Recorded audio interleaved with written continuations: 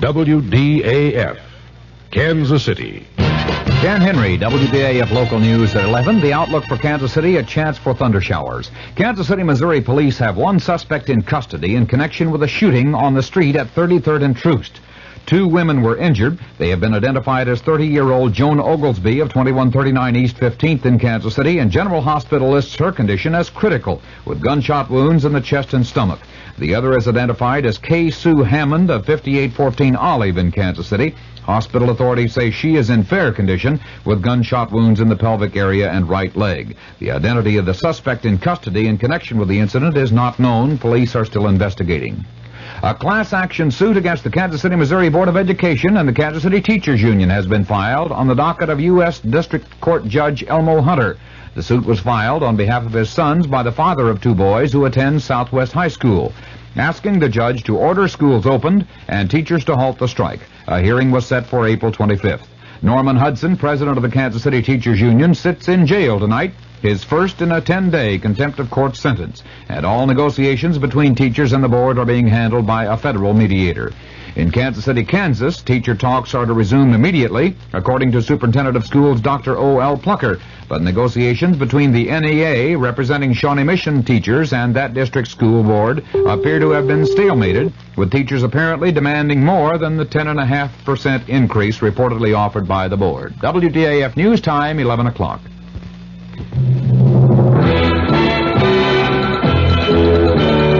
News of the hour on the hour from American Information Radio.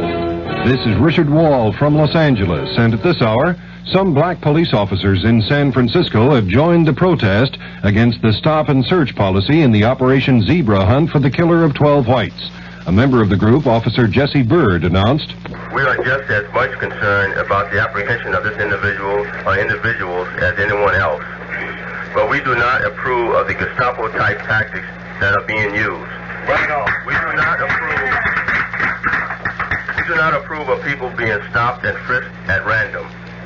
We can only view this as another type of harassment."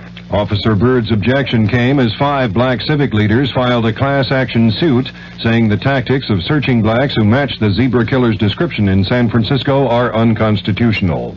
A Statue of Liberty takeover. That story coming up.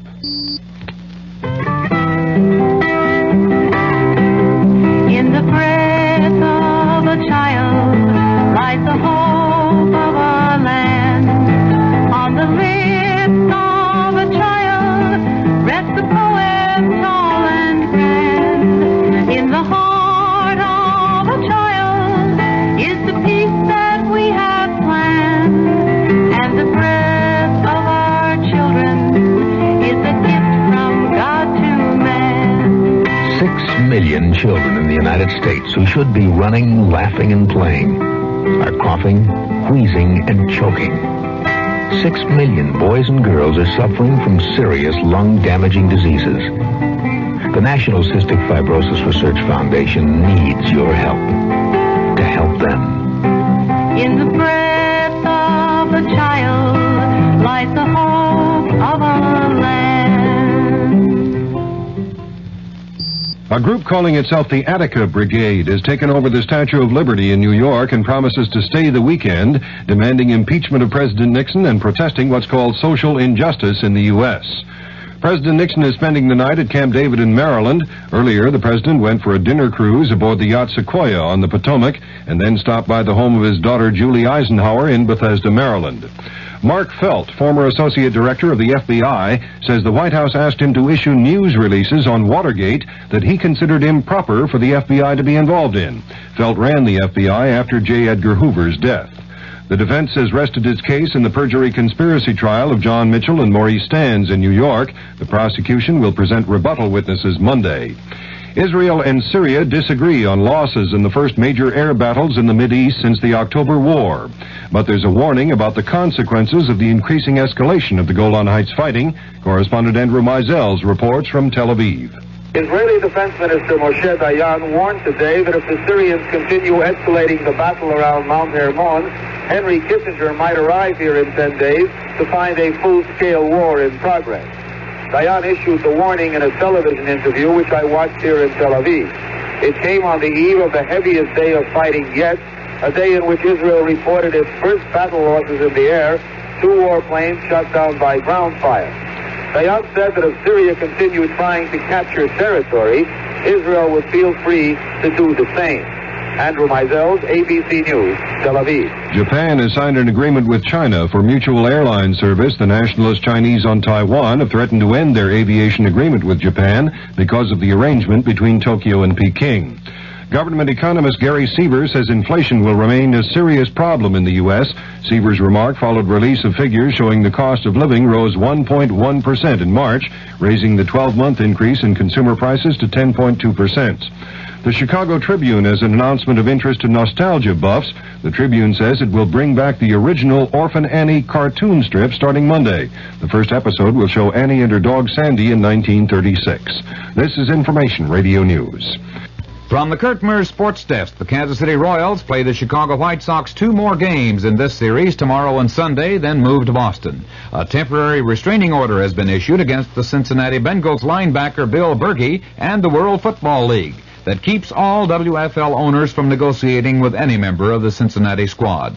Peter Oosterhouse holds the lead in the Monsanto Open Golf Tournament with a 36-hole total of 133, and the KU Relays will be wrapped up tomorrow. Kansas City's forecast partly cloudy and mild with a chance for showers or thunder showers through tomorrow. After an overnight low around 60, the high tomorrow will be in the upper 70s. Dan Henry, WDAF News. The CBS Radio Mystery Theater presents...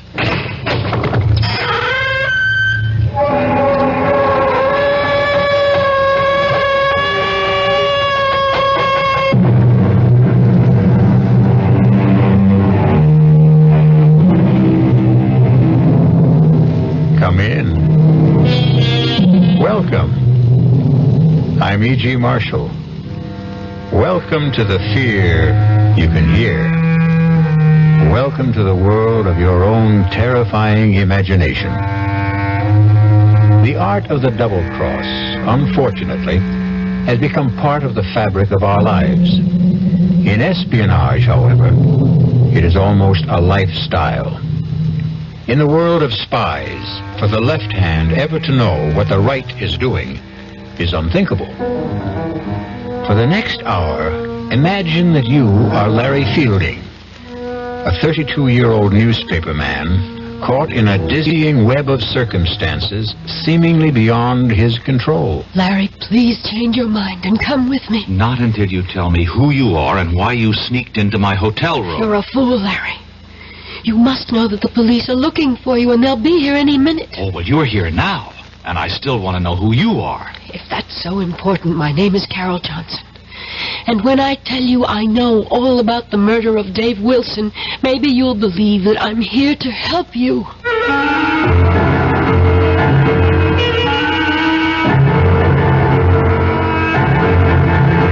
Our mystery drama, The Lady Was a Tiger, written especially for the Mystery Theater by Murray Burnett, stars William Redfield. It is sponsored in part by Anheuser-Busch Incorporated, brewers of Budweiser, and by the Kellogg Company, makers of Kellogg's Special K cereal. I'll be back shortly with Act One. Hi, I'm Goldilocks, Ms. Goldilocks, if you please, and I'm a professional taste tester. Here at my Taste Test Laboratory, that's TTL for short, I taste test everything from porridge to diet drinks. Actually, there's not that much taste testing in porridge these days. There used to be. Once upon a time. I mean, that's how this Ms. got into the biz. But lately it's been diet drinks. I mean, with so many diet drinks going sugar-free, I've been really busy conducting taste tests. A rather unbearable assignment, to be sure. But then I discovered sugar-free diet 7-Up. Fresh, natural, delicious. My only problem is that sugar-free diet 7-Up tastes so good that it broke my Goldilocks diet drink taste-o-meter. Well, sugar-free diet 7-Up certainly has my seal of approval. This one's just right. Don't let anyone con you into thinking it's wrong to turn in a heroin pusher. You're not ratting. You're doing your part to wipe out one of the most insidious epidemics racking our country today. So don't let anyone kid you. If you really care about the quality of life, if you really care about improving society, you'll do everything you can to get the heroin pusher off the street and into jail where he belongs. If you have information about a drug pusher, use the heroin hotline. The number is 800-368-5363. That's toll-free from anywhere in the country. The number again is 800-368-5363. A trained operator will answer your call, take your information, and pass it on to experienced federal agents who will investigate. You'll make your own special contribution toward helping us wipe out what President Nixon has called public enemy number one. Call 800-368-5363.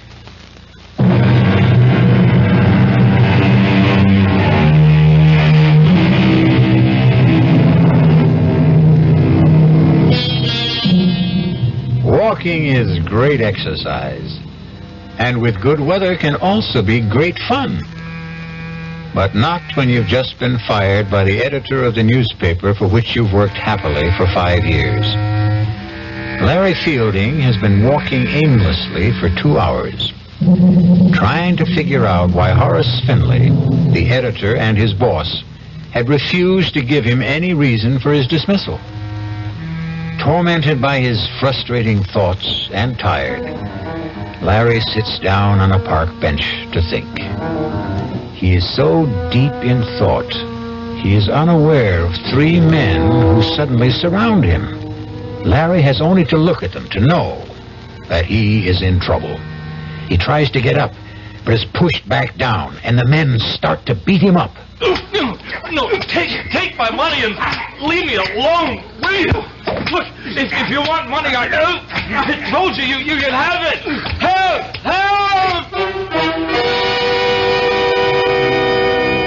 Calling for help when you're being mugged in a big city park is sometimes as helpful as trying to catch hold of a windowsill in a 30-story fall. But this time, there was a miracle. A stranger has seen the attack and rushes to help. Hang in there, man! Here comes... That's a nice jaw you have there, fella. You need a lesson in kicking. That took care of them. They're gone. Oh, thanks. Let me help you up. Thanks, mister. Thanks a lot. I tell you, I was in real trouble. My pleasure. Did they get your wallet? I don't know. No. I got a lot of bruises, but they didn't get a thing. Say, you're a pretty good scrapper for a guy my age. Well, yeah. Hey, what are you, a karate expert? Oh, just keep myself in shape. You sure do. Listen, can I do something for you to show you I really meant thanks? You certainly can. How about coffee? Oh, sure, but that's nothing. What I meant was... I know what you meant. My name's Dave Wilson. Oh, good. I'm Larry Fielding. Oh, come on, Larry. Let's have a cup of coffee.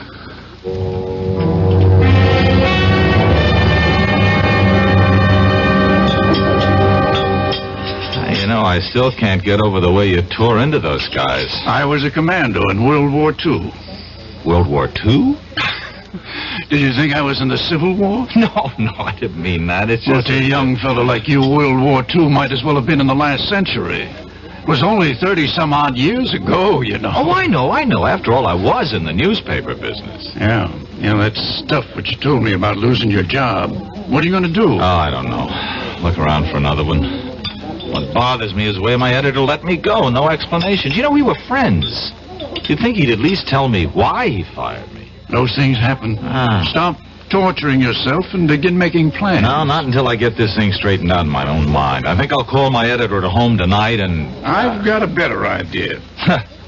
Go out and get drunk, huh? Nope. How about a trip to Paris?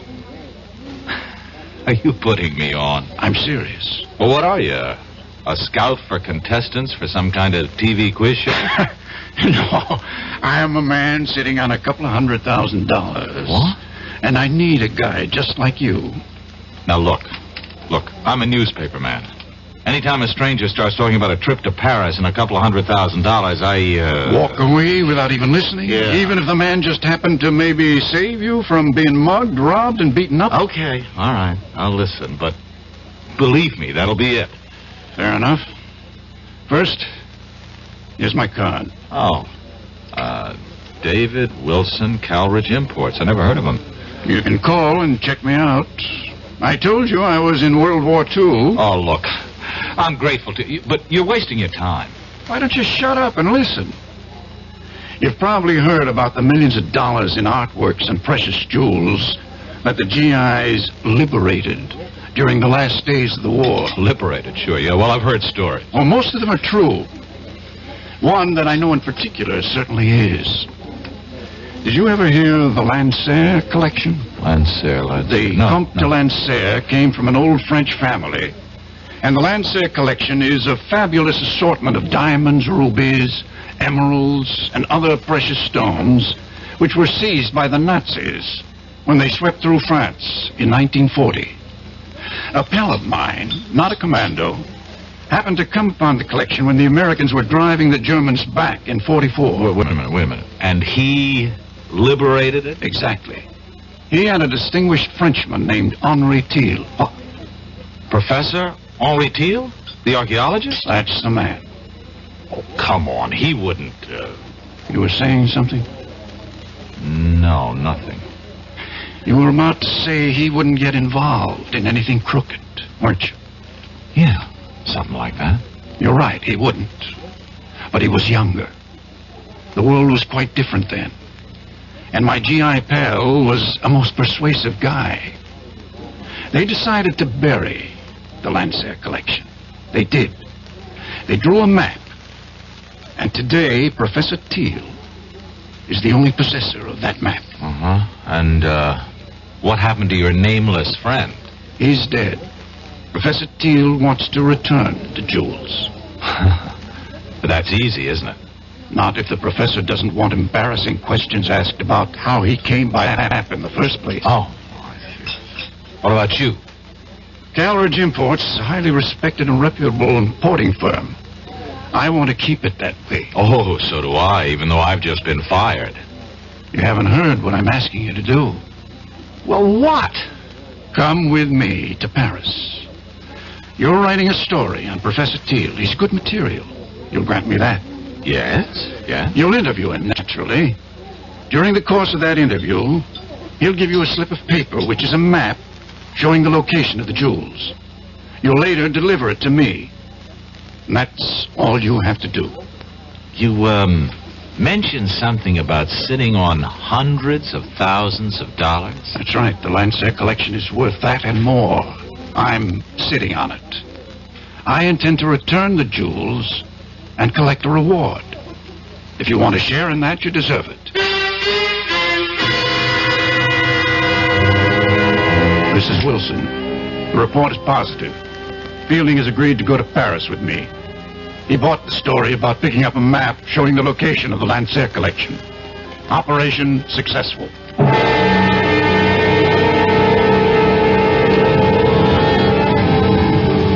You'd better be on your way, Larry. You're due at Professor Thiel's in 10 minutes. I suppose it's too late to back out, huh? You can always back out, Larry, but I don't think you will.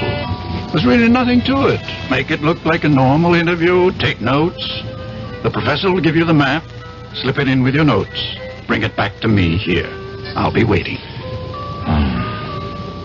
Okay. Larry. Yes? Relax. Oh, sure thing. I'll see you.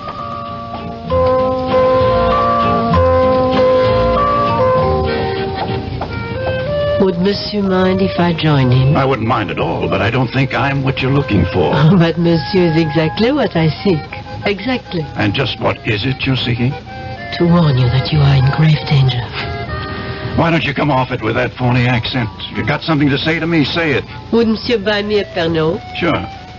Garçon, Pernod, please. Monsieur, it is very difficult for me. I do play a role, as you have guessed. And I am not here by chance. You must leave, and quickly. Your Pernod, monsieur. Not for me, it's for the lady. And for you, I have a knife. Go, mademoiselle, go. But he's going to die. Do as I say. There'll be no problem. Simply put his head down gently on the table. So. And people will see another drunken tourist.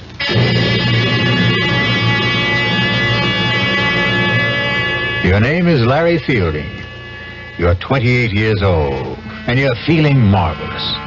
You have just completed a fascinating interview with Professor Henry Teal, and you have the paper that you're going to hand over to your friend who's waiting at Les Deux Magots. You see him at the table where you left him. His head is down, but you're not concerned. Dave, wake up. I saw the professor. What? Monsieur, what has happened? Well, I don't know. I came back to meet my friend. I guess he's passed out. A moment, monsieur. Look, this man has been murdered. What? Stabbed to death. You will wait here for the police. I will not. I'm getting out of here.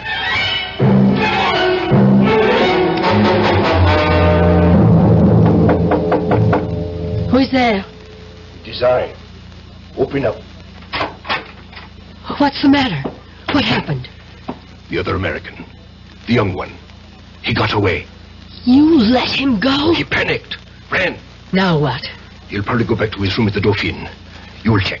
But aren't the police looking for him? I hope so. I gave them a complete description. And what do I say to them if they find me in his room? Calm, a beautiful young lady like yourself. Get to him and find out where the paper is.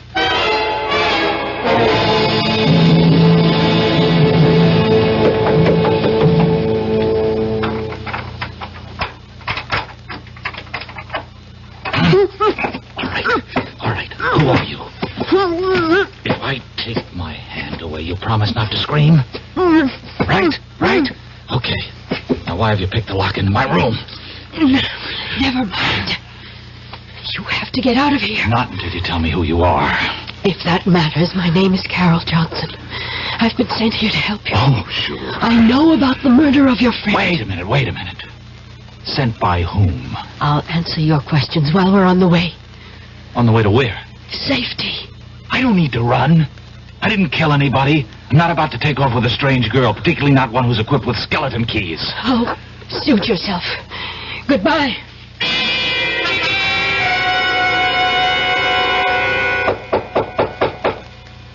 Come in.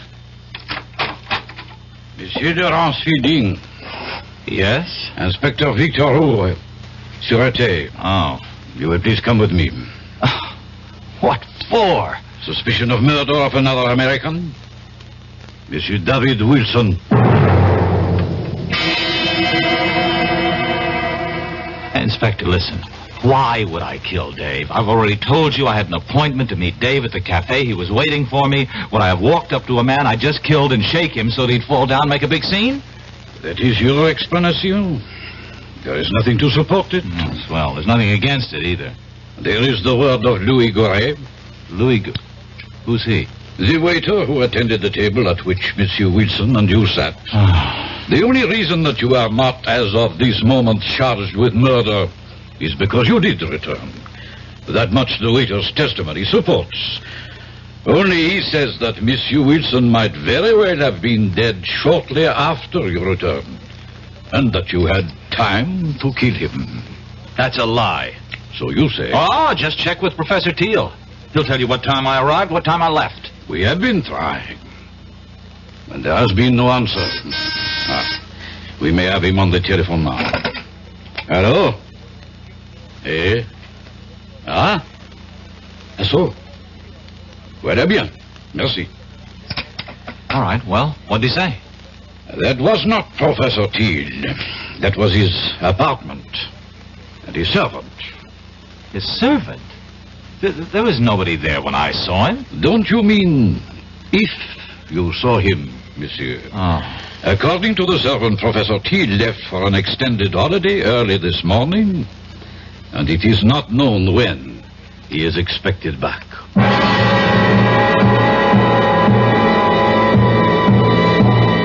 Your name is Larry Fielding. You're 32 years old, and you find yourself in prison in Paris, accused of murder. You know you've been had, and you're dealing with forces that seem beyond your control. You have a million questions, and the only man who could answer them is the man you're accused of killing. We'll be back shortly with Act 2. When you drink beer, do you tilt the glass for long, hearty swallows? Or just tip it and sip it? Well, sipping's the thing for wine. But Budweiser beer is a hearty drink, brewed for zest and character. The best way to enjoy Bud is to drink it. Not chug-a-lug, just man-sized beer drinker swallows. That's when that famous Budweiser taste, smoothness, and drinkability really come through. Smoothness and drinkability that come only from natural carbonation and exclusive beechwood aging. Smoothness and drinkability, too good for any half-hearted sipping. So drink up. You'll see that brewing beer right does make a difference, and that when you say Budweiser, you've said it all. Anheuser-Busch, St. Louis. In 1919, someone had a big idea. Let's help youth understand big business by starting them in small businesses of their own. And Junior Achievement was born. Each group elected a board of directors, chose a product, set up a production line, sold stock, and went into business. That year, 314 students made and sold products and learned the business of business.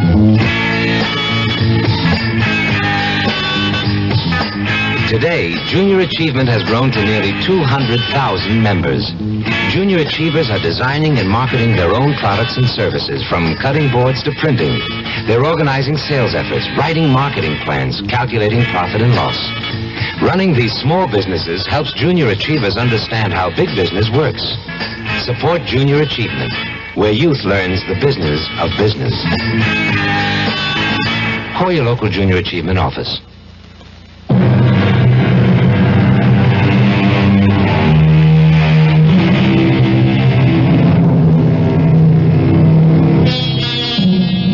To many Americans, Paris means visits to the Louvre, strolls along the Seine, or fine food. But to Larry Fielding, it means the inside of a prison cell, where he sits accused of a murder he didn't commit.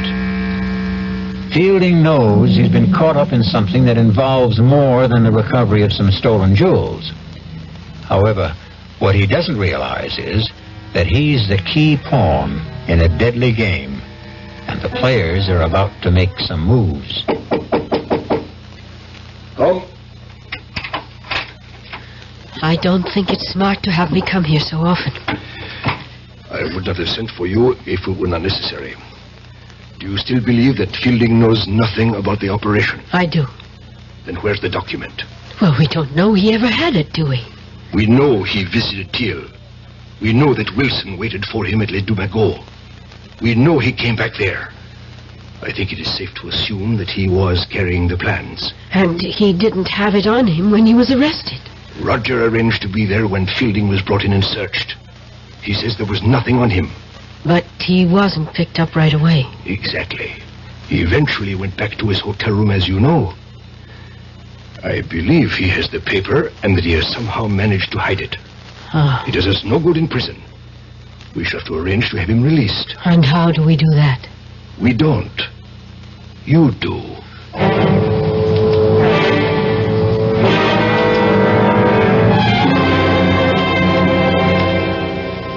Sit down, mademoiselle.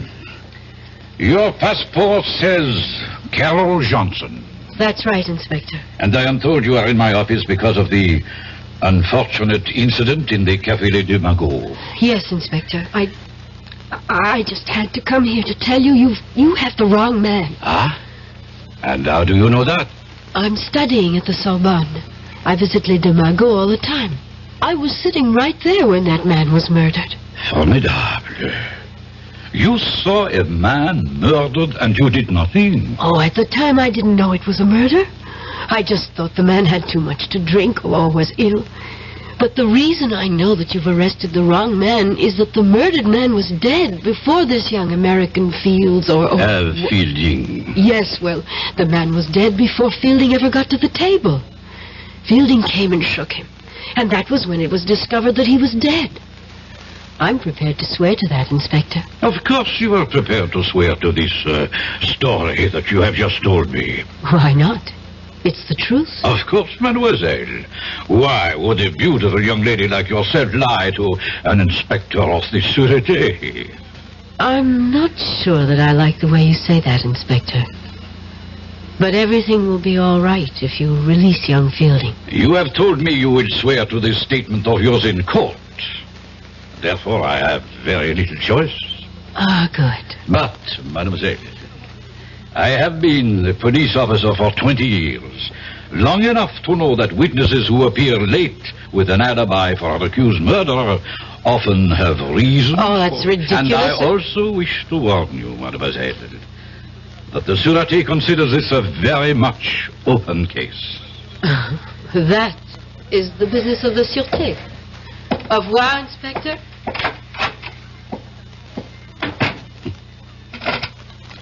Gérard, you will follow the young lady who just left my office, and do not lose her.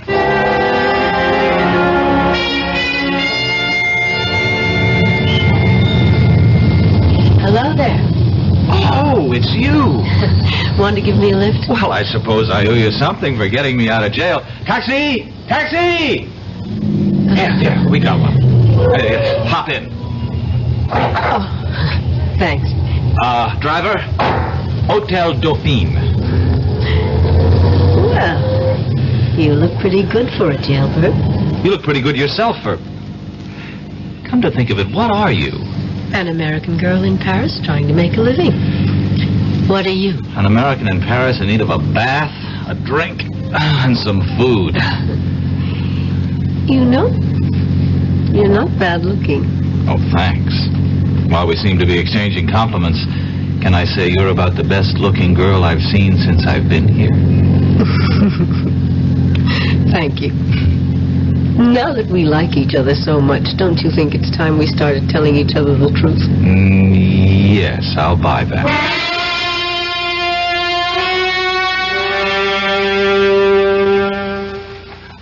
Écoutez-moi, operator, well, never...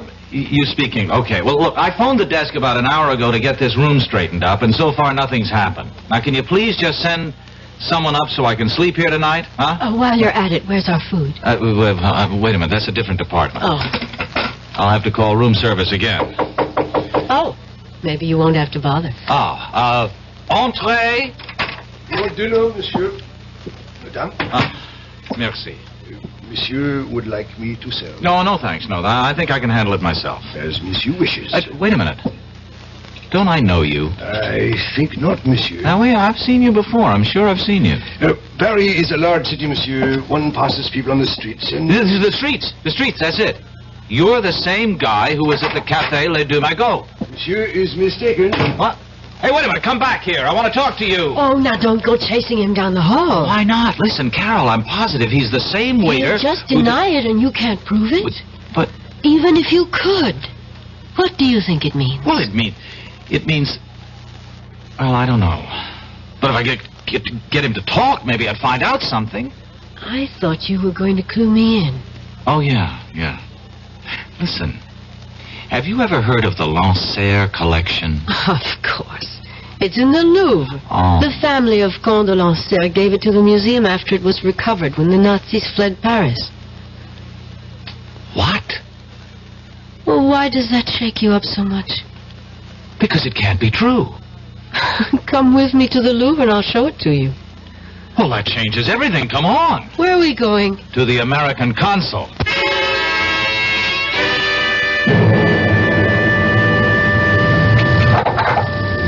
Well?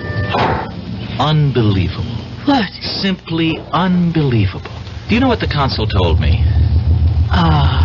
I predicted it, didn't I? Yeah, that's right. Mm-hmm. He didn't want to hear about it at all. Just advised me to forget the whole thing and leave France. Incredible. Well, not really when you understand that he doesn't know what you're talking about. But you do. Some of it. Okay, take me back to the hotel. Any reason? I'm taking the consul's advice. If nobody's interested, I'll go back to the States. Well, now that they've cleaned up the room so nicely, you're leaving. Well, do you have a better idea? More than one. I think I'll take them one at a time. Number one. Give me the paper Professor Teal gave you. Well, it looks like we're finally going to level. Where is it? Well, first you tell me something. What is it? I don't know. End of conversation. Larry, listen to me. I work for Colonel Blake, military intelligence. I was assigned to this operation. What operation? All I was told was that Dave Wilson, who also works for us, was coming over here with you, and that you were to get something from Professor Teal and give it to Dave. Teal worked with you, too? He did. But now his cover is blown, and I don't know where he is. Who killed Wilson? I don't know. It could have been any one of 3 or 4 foreign powers. And the only reason I'm alive is because somebody wants the paper. That's right. And if I give it to you, then there's really no reason not to kill me. Oh, give it to me. I'll get it to Colonel Blake, and we'll get you safely out of the country. No, hold on. I got a better idea. I'll go with you to Colonel Blake, and we'll give it to him together. No, that would be too dangerous. To whom? Will you please trust me? Give me a reason. Please, where is the paper? I burned it. You expect me to believe that? Why not? You expect me to believe everything you tell me? You admit you had the paper. And somehow, between the time you ran from Les Deux Magots, you managed to hide it in a place where experts have been unable to find it. I told you I burned it. And you know that's a fairy tale that no one will believe. I don't care whether you believe it or not. Now, are you coming with me? Where? To talk to your Colonel Blake. He won't see you. Oh, I think he will. Goodbye, Carol. It was nice knowing you. I think. You will kindly step back into your room, Monsieur Feeling. Now, wait a minute. Move. Let me introduce myself. I am Major Simonovich. Oh, of the Gay Payou or the NKVD? Does not really matter. What matters is that you and I have something to discuss. I warned you. Yeah, sure you did. Just like a rattlesnake does. I do so dislike dealing with amateurs. This is strictly a business. You mean you want to make a deal with me? Correction. I mean you would find it wise if you wanted to make a deal with us. For the paper? Exactly. Where is it? No, not so fast. Not so fast. You spoke about a deal? You give us the paper, we give you your life. You must really believe I'm an idiot. You people murdered Wilson. That paper is the only thing that's keeping me alive. I have my word. No deal. Do you really believe you have a choice? Carol, call Rodjansky. Make the usual arrangements. We will wait here. Donnez-moi 80-36, s'il vous plaît. C'est ça. Merci. Carol. Yes. Tell me something. Will I like Rodzansky?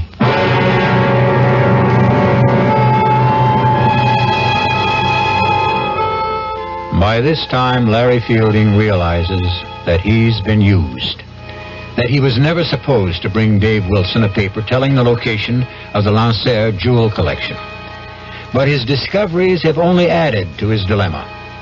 He was quick-witted enough to realize that his only hope was to hide the paper, because that slip of paper is his last resort.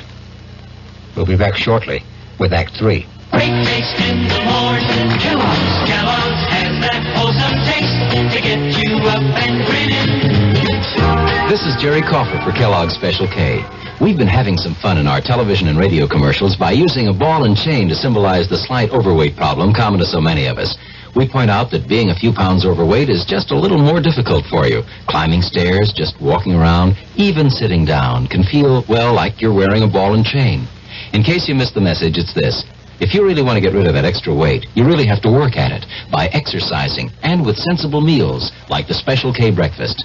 A 1-ounce bowl of Special K, America's favorite high-protein cereal, 4 ounces of skim milk, tomato juice, and coffee. Less than 240 calories. Nutritious and, by the way, delicious. So why not begin each day with a Special K breakfast and then keep up the good work? Special K can't help you lose weight all by itself, but it really is a good start. Hi, I'm Hal Linden. There's a lot of talk these days about America's energy crisis. Talk about doing without heat, about doing without our cars, about what's going to happen if we run out of fuel. Well, we may not have to run out of fuel if we all work together to conserve the fuel we have. That means turning your thermostats down to 68 degrees during the day and turning them down to 60 at night. It means turning off lights, TV sets, and electrical appliances the minute we're finished with them. It means driving no faster than 50, starting or joining carpools, avoiding the kind of stop-and-go motoring that eats up gas by the gallon. In short, it means saving every ounce of energy we can, every chance we get. So please, do your part to make the fuel supply stretch a little further. For your own sake, don't be selfish. Don't be foolish. Don't be fuelish. This message from the Federal Energy Office and the Advertising Council.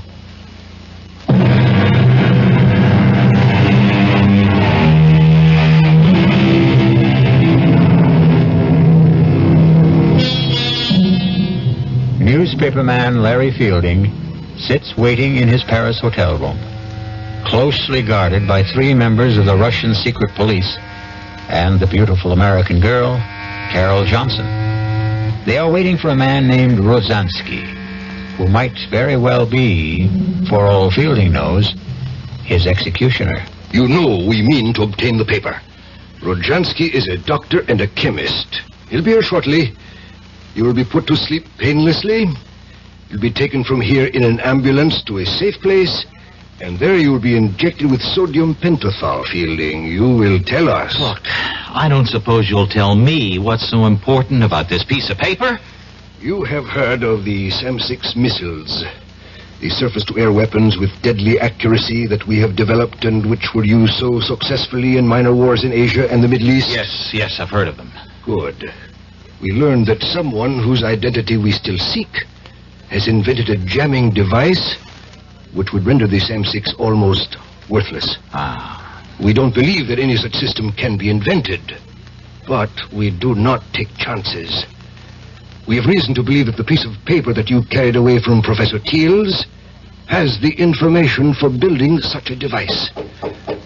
That will be Rojansky. Carol, admit him. Of course. Come in, Doctor.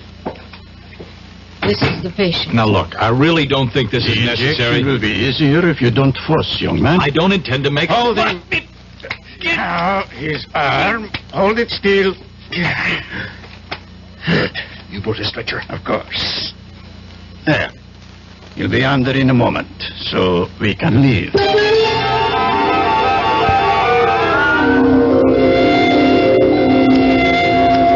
What is this? Gendarmes? It has nothing to do with us. We are taking a sick man to the hospital.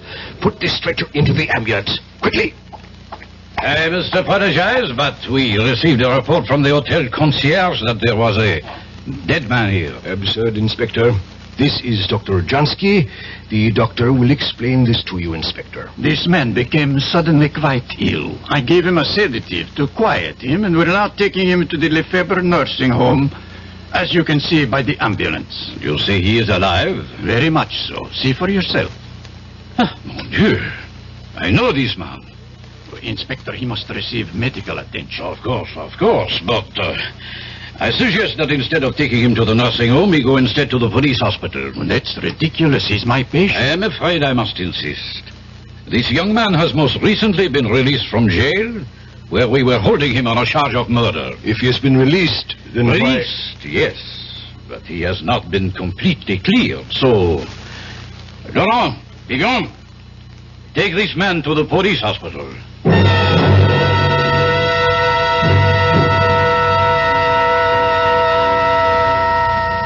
Did you get a report? Yes. And? He'll be conscious in an hour. And he will talk. I'm sure of that. He will scream to see Colonel Blake, and then your cover is blown, and the whole operation goes fooey. What do we do? Silence him. But what about the papers? We will be faulted for that, of course, but if we do not have it, neither do the Americans. Who do we have in the police hospital? Only Leclerc. A weakling, but he can admit Rojansky. Rozhansky's a doctor. He doesn't need Leclerc to admit him. He can visit his patient openly. Thank you, my dear. I visit Fielding and he dies shortly thereafter. That idea does not appeal to me. We have to do something. You are both right. Carol, you will be his first visitor when he regains consciousness. No. Yes, Carol. Rodzansky, give her your hypodermic kit. I don't have to do this, and I won't. You would prefer that in my report I mention your failure with Fielding when you had some hours alone with him? I'll go. That is wise. Rodzansky, give her the syringe. Here, quickly. The car is waiting.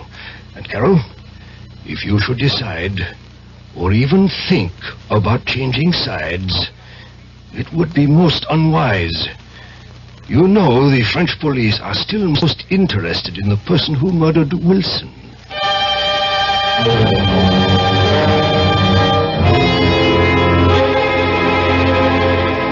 You awake now, Larry?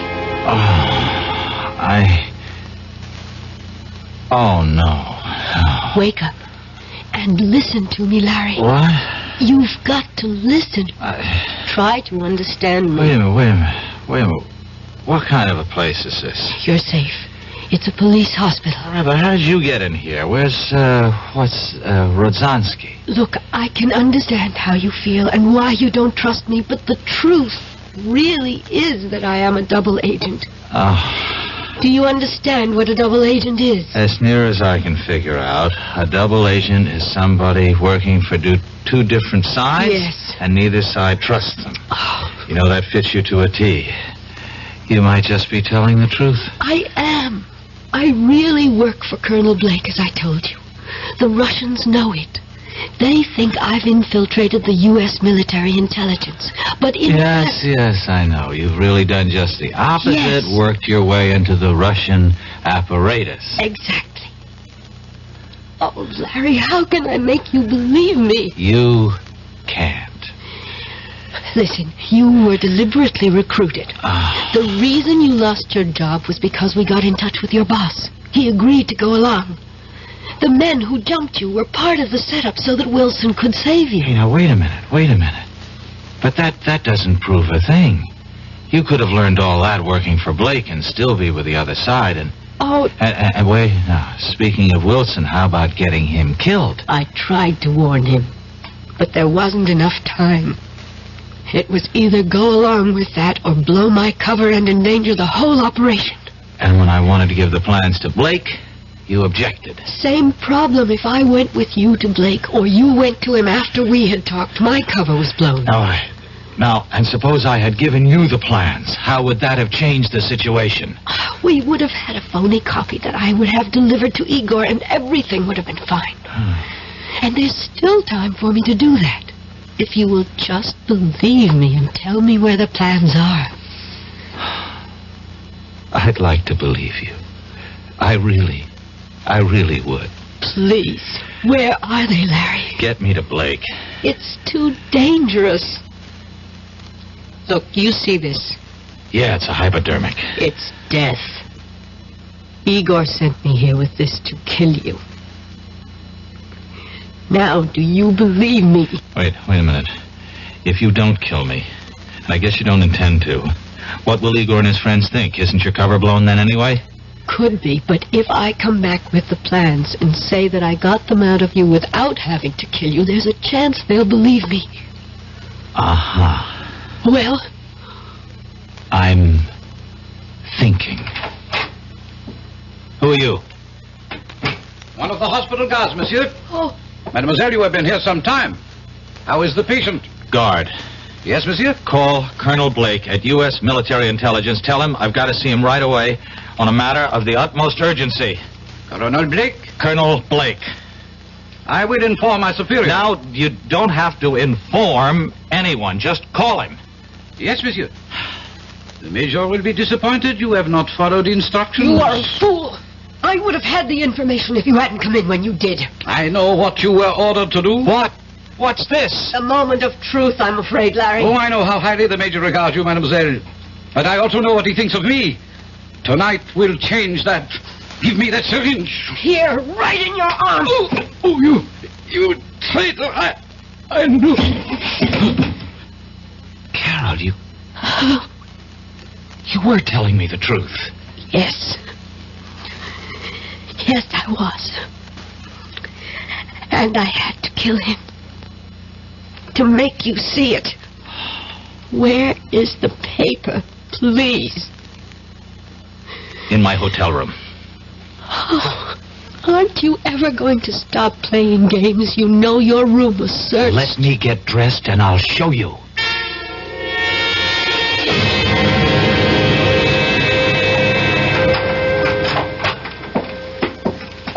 If it's not here, there's going to be the devil to pay. Don't worry, it's here.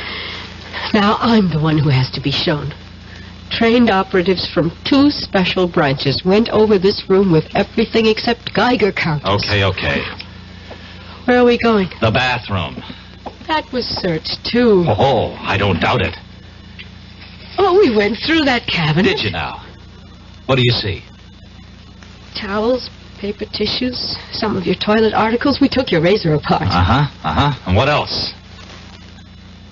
A roll of toilet tissue, unopened. And as the French say, mademoiselle, voila. Oh. And now we unroll this toilet tissue and keep unrolling it, and... Oh, my God. Where did you learn to open a package and reseal it like that?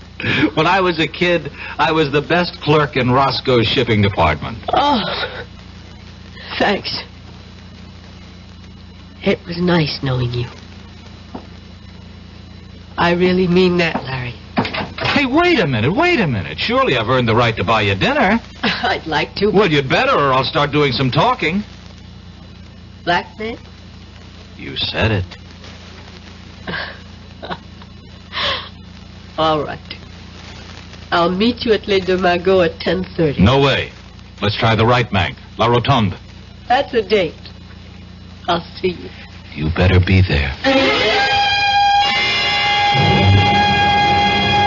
Shirts, ties. Yes, I think that's everything. Come. Oh, it's you, Rodzansky.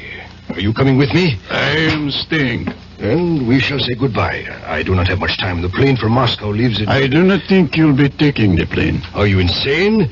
You know I've been recalled. Not precisely. What do you mean, not precisely? Moscow feels you have bungled badly. So? It's not the first time that an operation has been... First, you were duped by the American girl. You know she was a double agent? I know now. Did you know before she killed Leclerc? I was not in charge at that time. At that time? Now there are 2 murders that cannot be hushed up. The French police must have a murderer to satisfy the public. Then give them Carol. I only wish that we could. They want you. You have been chosen to be the murderer. I am replacing you as the head of this section. Ridiculous. I won't remain quiet. I have a lot I could and will say to the authorities if Moscow abandons me. Now you listen to me, Rodzansky. I have no time to listen. Rodzansky, wait. Let hypodermic. Don't... Igor, you should be pleased to know that your dying will serve a good cause.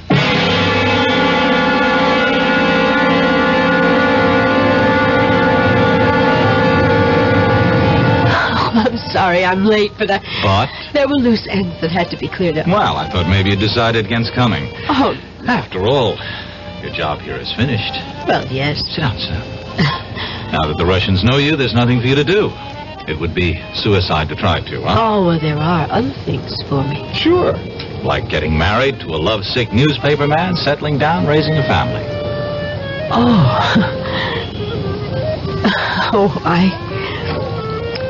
I take it I'm your first Matahari. Mm-hmm. First and only. Well, Larry, we're very different from other women. In our business, you pay dues. And they're heavy payments.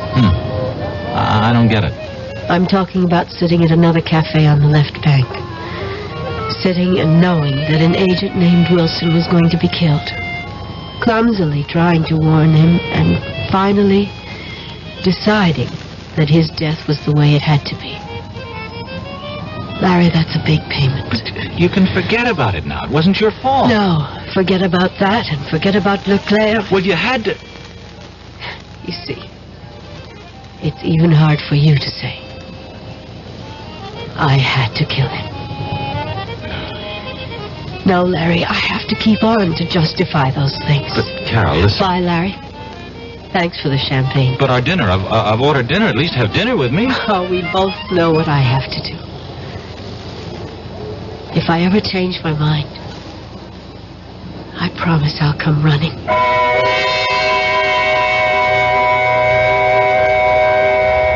Larry Fielding sat in La Rotonde and watched her walk away. He knew she was walking out of his life. For a moment, he toyed with the idea of running after her and joining her world of spies. He flirted with the idea that he might even be some sort of an American James Bond. But then, the waiter brought the dinner. And to his surprise, he was hungry. And that realization made him wonder about whether or not he was truly in love. I'll be back shortly. Who knows how to help you solve your shopping problems? Your Better Business Bureau knows. I saw this perfectly darling mirror in the showroom, so I bought it. But when the truck came, they delivered this thing I never saw before. Now what am I going to do? I'll tell you what to do, madam. But who are you? I'm the man from the Better Business Bureau. Now, the first thing to do is to call the store manager and tell him what happened. But in the future, when your merchandise is delivered, you should examine the item before the delivery truck leaves. And if it's to be delivered from a warehouse, have a clear understanding with the dealer that unless it is the same as the sample shown to you, you will not accept it or pay for it. Oh, thank you. Just part of my job, madam, to help people with their shopping problems.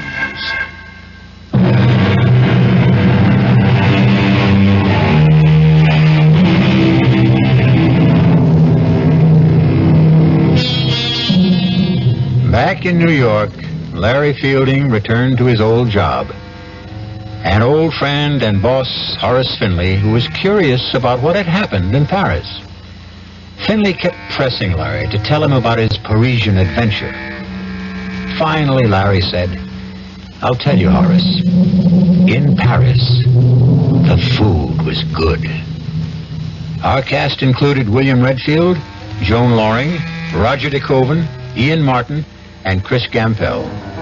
The entire production was under the direction of Himan Brown. And now, a preview of our next tale. I really killed that boy, you know? What did you say? I killed him, Mr. Murray. I waited for him in the hallway the next day, and I grabbed him. He was a scrawny kid. It was like ringing in the neck of a chicken. I'd do the same thing again, Mr. Murray, to the next guy who bothers my wife. They gotta learn. You lied to me. Every stinking word you told me was a lie. Don't be sore, Mr. Murray. I couldn't tell you the truth, could I? I mean, you wouldn't have taken the case, would you? Yes! I would have taken the case and told you to plead guilty with cause. No, I wanted you to get me off. And that's what you did. Look, I've got to go now, Mr. Murray. I just want to say thanks again. Oh, you think it's that simple? You think you can just walk out of here? Melanie's waiting for me. She likes to eat dinner early. The girl's always hungry. So long, Mr. Murray. Radio Mystery Theater was sponsored in part by new sugar-free Diet 7-Up. This is E.G. Marshall inviting you to return to our Radio Mystery Theater for another adventure in the macabre. Until next time, pleasant dreams.